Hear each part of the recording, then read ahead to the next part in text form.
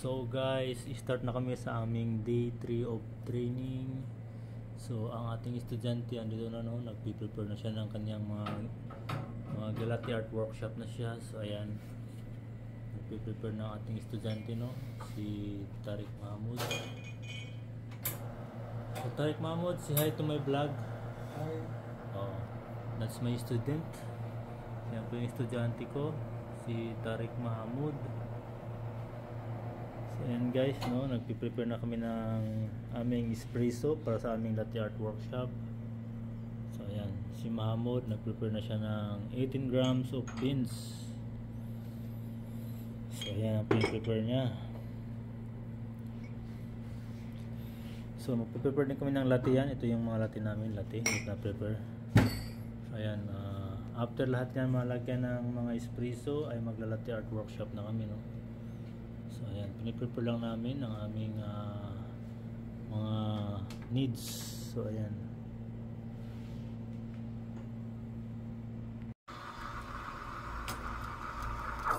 Yeah, no sounds, huh? Slowly control the pour. Okay, drop 1, slowly drop 2, drop 3, one more, and then up, little cut until full finish. Yes, yeah, nice. So guys, 2 days of training, 3 days of training, no? 3 days of training na kami. So improvement. Ayan, open yung latte art nya.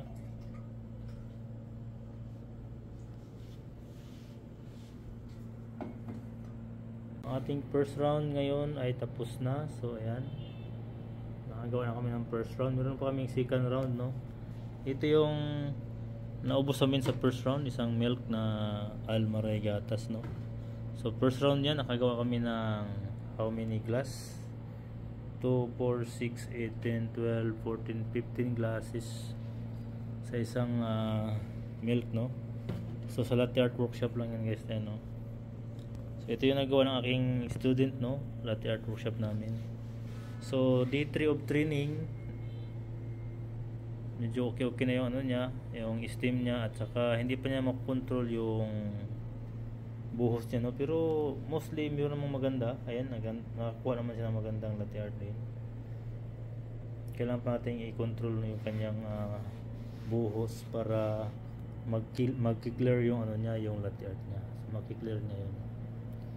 So 3 araw pa lang naman ngayon. Marami pa tayong araw na bubunuin, no. So yan lang mga master. Thank you for watching. So my student, nag-rest muna siya saglit para magpunta kami sa second round, no, of latte art. Thank you for watching. So guys, mga master, no, tapos na kami sa aming latte art. So yung pangatlong araw ngayon na latte art. So ito po yung nagawa namin ngayon ng aking estudyante.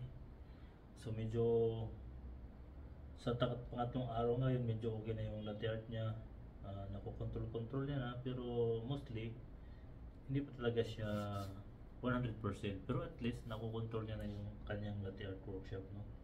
So kanyang mga ano niya, kanyang mga pagbubuhos niya sa kanyang latte art. So hoping na marami pa siyang matutunan sa mga ibang araw, paano niya i-handle ng consistent yung latte art niya, no. So ito, nakaubos kami ng isang Almaray na 2.9 liters, no. So ganyan kayo mag latte art workshop.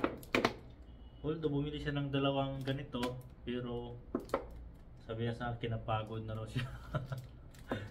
So ayun guys, no, napagod na yung estudyante natin. Nag latte art siya ng ilang piraso yan, 15. So 15 ka glasses, no, na nagawa niya ngayon. So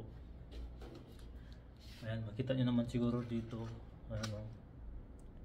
So ayan, nagawa niya ngayon lahat ng latte art niya. So ayan. So ang ating day 3 of training guys, tapos na. So yan lang mga master.